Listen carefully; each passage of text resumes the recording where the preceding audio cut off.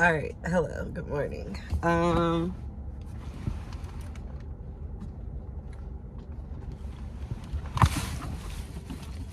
So this morning I'm gonna be talking about Sula, Miss Sula, and my hope is just to break down like good books, maybe good black books. I don't know, but they're gonna be books, and yeah. So Sula, let's start with some of the like key points about Sula. I'm gonna be honest, I've read Sula before. I have tried to read Sula twice before, and I cannot remember if I have completed this book. Now that leads me to think about, like, was it not memorable? But like, I don't really feel that way about Toni's works. Like, I'll tell anybody, my favorite book that I've read in the past few years is Paradise by Toni. Like, iconic, beautifully written, beautifully described. She just really was a wordsmith, and it's that she was a wordsmith and she was honest. And so what I wanted to do was I wanted to read a part because I just want y'all to like hear it. All right, so let me read this first and then I'll tell you about the book. Pig meat.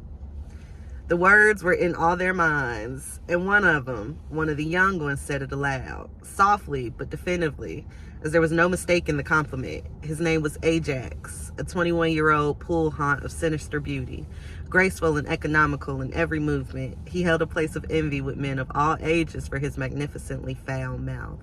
In fact, he seldom cursed, and the epithets he chose were dull, even harmless. His reputation was derived from the way he handled the words. When he said, hell, he hit the H with his lungs, and the impact was greater than the achievement of the most imaginative foul mouth in the town. He could say shit with a nastiness impossible to imitate. So when he said pig meat, as Nell and Sula passed, they guarded their eyes lest someone see their delight. Now, I had to read this 2 times, and I had to read it 2 times because, one, like, my dream is to be a writer, and so I was led to just be like, let me really like look at Toni's works. Sula is the first book she ever like got published, and so I was just like, all right, like let's read through this, but let's not just read through it, because I'll eat a book, like I will eat it. And I wanted to instead really digest what it is that I was like my goal is to break down the words and so girl, that motherfucker said pig meat. I'm like, what the fuck does pig meat mean? Like, and so I had to go to Urban Dictionary. And I had to go to Urban Dictionary twice. That's the thing, is I had to read that like 2-3 times, and I had to go online twice. And it's like, I ain't no dummy. First thing I saw, it was like, I don't even remember what the fuck it said. It's irrelevant, because the second thing I saw, I kept scrolling. That thing said slang, old term for a virgin. A virgin. So now I gotta tell you about the book. So the book is about Sula, and I can't even fully tell you about it because I ain't done yet. And I told you I keep forgetting what happened in the book. But Sula, there's a little girl named Sula in the book, but let me walk you through it. It starts off in like 1920, and it laid a background. It's focusing on these 2 little girls, Nell and Sula, which they're friends who live in the same like little country town. But Toni's great, as many authors are. They set you up with the backdrop, the background first, which is nice, because when you think about life, like sometimes I can be the type of person, I used to be, I try not to do it as much now, I can be the type of person where I would be like, so what your mama do to you? Like, how your parents fuck you up? And shit, I gotta sneeze. And I would do that because I felt like I was going to get an inkling as to who are you before you even start talking. So in this book, and in many books, you're going to see that the authors are like, yeah, she had a long bust down E40. It's not E40. What's they called? What's the blonde? What's blonde's number? I-30? It's something. 613. She had a long 613 bust down middle part, no baby hairs. Like, they gonna describe to you what's going on so that you can really like get the context, and then you start to feel as if you're in the book. You're not reading, you are an observer, and that's what I love. Like, I love that about history too. When you got some motherfucker that teach it right, you's in the history, you's in it, you know, and you're not in danger, you know. You just like, girl, the fuck, he called her pig me. So I'm looking, anyway, so let me keep going. So it starts you off with the background. It tells you about Nell and like who she come from, her mama, her daddy. They tell you where the mama from, like the mama's from New Orleans.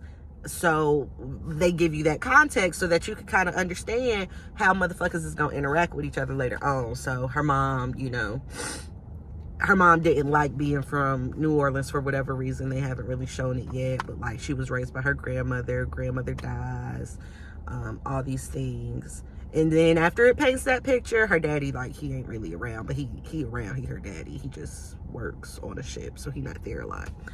Then it switch over and it transitions like this. It go, yeah, Nell mama doesn't care for Sula's family and judge Sula initially because like of how her family was kept, how her household was kept.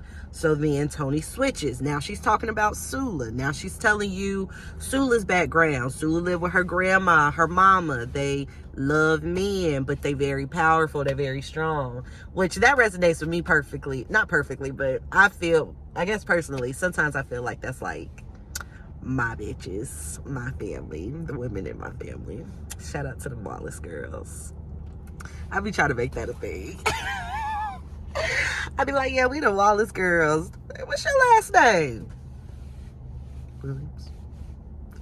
I shouldn't have said, well, I can't say I shouldn't have said that, but anyways. So, yeah, like, that's that.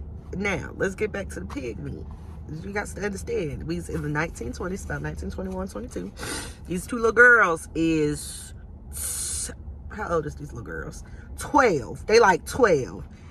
And you are walking past a group full of men. Now, see, this the thing, is I just feel like y'all must not have had a lot of options, because I'm not walking past no old ass man who probably like gummed his bottom lip just sitting outside. I digress. And feeling flattered because he flirted with me. But Ajax, they said it's Ajax. He 21, you 12. As a 20-something-year-old now, I'm just like, what the fuck? But I digress. So that's that. You walking past, he like pig meat. He don't say nothing to you. He don't say your name. Just calls you pig meat. And I'm like torn because I done had some time for this thought to settle in. But when I first thought about it, I was like, girl, I would have been like, okay, pig meat. And that's bad. But like, I say it's bad just because like, girl, I gotta go. My job just started. But I just think, I don't know, I just think it's a little controversial. Like, should we be letting men call us pig meat? Do they need to bring the term back? No, they don't need to bring it back. I'm getting in my mode for work and I'm trying to stop cussing. No, they don't need to bring it back, but I can just say this as someone who has been 12 before. I might have felt some type of way. I might have been intrigued. Okay, my friend walking past and we about to learn the Tamia Shuffle. I got to go. Let me know down in the comments. Let me know below. I don't know.